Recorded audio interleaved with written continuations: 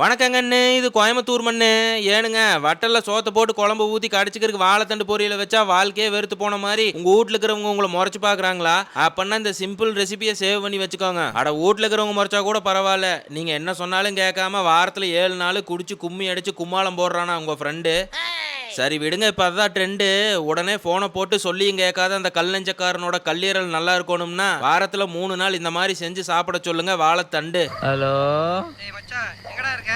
வீட்டுக்கு போய் சேர்ந்துட்டியா இல்ல எங்கனா நடுரோட்ல ஊந்து கிடக்குறியா? இப்படி டாஸ்மாக் டானிக்கு குடிச்சு போட்டு டாக்ஸிக்கா பேசுறவங்களுக்கு எங்க வாழைத்தண்டோட அருமை தெரிய போகுது. இந்த வாழைத்தண்டோட அருமை தெரிஞ்சனாலதான் கோயம்புத்தூர்ல இருக்கிற வெள்ளக்கிணறு பிரிவு டாஸ்மாக் பார்ல முட்டை வாழைத்தண்டு பொரியல் கொடுக்குறாங்க. சும்மா அல்டிமேட்டா இருக்கு.